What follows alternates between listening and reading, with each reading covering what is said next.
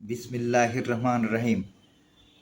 বাংলাদেশের ভবিষ্যৎ অথবা ভবিষ্যতের বাংলাদেশ। আমরা সবাই, বিশেষ করে জ্ঞানী ব্যক্তিরা, চিন্তিত বাংলাদেশের ভবিষ্যৎ অথবা ভবিষ্যতের বাংলাদেশ নিয়ে। অন্তর্বর্তীকালীন সরকার এই ৯ মাসের ভিতর ভবিষ্যতের রূপরেখা দেখাতে মূলত ব্যর্থ হচ্ছে। সহজ ভাষায়, সংস্কার কি করবে বা কতটুকু করবে তার কোনো রোডম্যাপ নাই। সব পার্টি ভোটের রোডম্যাপ চায়, আর অন্তর্বর্তী সরকার চায় ভবিষ্যতের ফ্যাসিবাদ মুক্ত বাংলাদেশ। কথাটি কতটুকু সত্য বোঝার উপায় নাই। দেশের ভিতর ও পার্শ্ববর্তী দেশসমূহের বিভিন্ন ষড়যন্ত্রে ডক্টর ইউনূসের সরকার অস্তিত্বহীনতায় ভুগছে। দেশে নিয়মকানুনের কোনো বালাই নেই। যানবাহনের ক্ষেত্রে কেউ কারুর তোয়াক্কা করে না, যানজটে নাকাল শহরবাসী। শিক্ষাক্ষেত্রে অরাজকতা, সবাই যেন পথঘাট অবরোধ বা আন্দোলন করে সব দাবি আদায় করতে চায়। কখনো বা সম্ভবও হচ্ছে যখন যমুনা ঘেরাও হচ্ছে।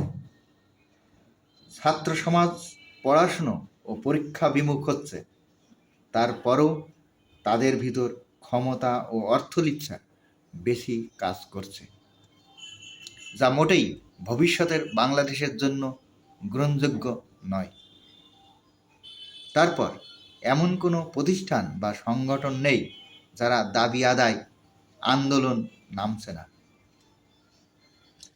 এটা কি অন্তর্বর্তী সরকারের নিজেই সংকট তৈরি করছে, না দেশের ভিতর অথবা পার্শ্ববর্তী দেশের ষড়যন্ত্রের জন্য হচ্ছে?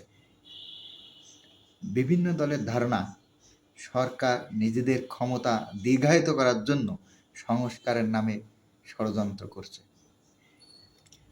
সব দলই ভাবছে আদৌ নির্দিষ্ট সময়ে ডিসেম্বর থেকে জুনের ভিতরে নির্বাচন হবে কিনা।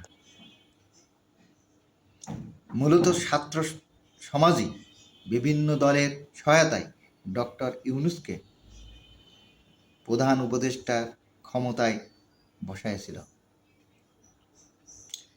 এই অন্তর্বর্তী সরকারকে সবাই সাপোর্টও সেভাবে দিয়েছিল। আমার মাঝে মাঝে মনে হয় এই বৈষম্য বিরোধী ছাত্র সমাজই তাকে লাঞ্ছিত বা অপমানিত করবে। এটা আমার ব্যক্তিগত একটি ধারণা, কারণ এই বাংলাদেশের মানুষ যাকে পূজা করে তাকেই আবার পদদলিত করে। জানি না বাংলাদেশের ভবিষ্যৎ কোন দিকে যাচ্ছে। আজ এ পর্যন্তই। আল্লাহ হাফেজ।